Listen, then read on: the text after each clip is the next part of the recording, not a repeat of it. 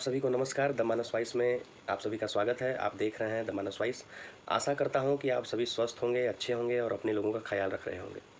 साथियों, मैं आज बंगाल के विषय पर 2 शब्द आप सभी से कहना चाहता हूं और एक वीडियो भी दिखाना चाहता हूं कि एक बहन दिखा रही है कि वास्तव में बंगाल की स्थिति क्या है।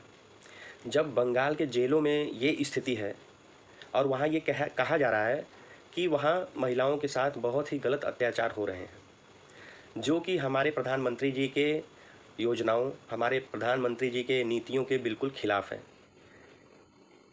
उसे हम सभी को देखना चाहिए, समझना चाहिए और इस पर हम सभी लोगों को आवाज़ उठानी चाहिए।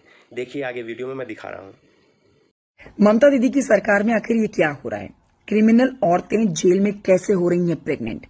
ममता बनर्जी के स्टेट में सलाखों के पीछे जन्मे हैं 196 बच्चे। पूरी खबर जानिए।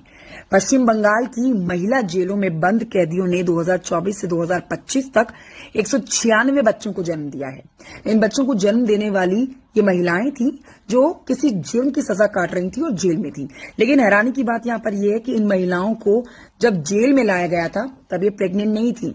अब सवाल ये उठता है कि ये महिलाएं आखिर गर्भवती कैसे हो गई और इन बच्चों के पिता कौन है? देखिए, इस मामले के सामने आने के बाद से अब राजनीतिक आरोप प्रत्यारोप का भी सिलसिला शुरू हो चुका है।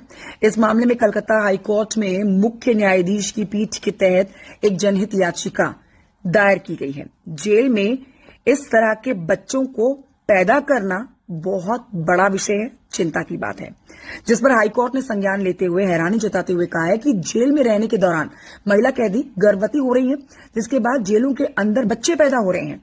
कोर्ट ने आगे कहा है कि अभी पश्चिम बंगाल की कई जेलों में 196 बच्चे रह रहे हैं। 2024 में भी हाईकोर्ट इस मामले पर संज्ञान ले चुका है, जिसमें जस्टिस संजय कुमार और जस्टिस एहसानुद्दीन अमानतुल्लाह की शीर्ष अदालत की पीठ ने इस मामले पर रिपोर्ट मांगी थी। आपको बता देते हैं कि इस मामले पर भाजपा लगातार पश्चिम बंगाल की मुख्यमंत्री ममता बनर्जी को घेरती हुई नजर आ रही है।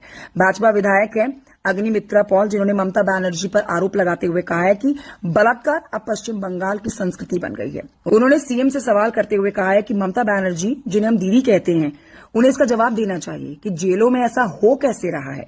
महिला कैदियों के साथ यौन संबंध बनाए जा रहे हैं।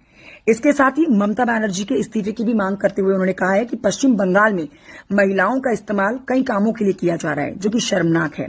उनकी जेलें सुरक्षित नहीं है और महिलाएं भी सुरक्षित नहीं है। हालांकि इस पूरे मामले में अभी तक किसी की कोई गिरफ्तारी नहीं हुई है। आप इस मामले को जानने के बाद अब क्या सोच रहे हैं? कमेंट करके जरूर बताइएगा।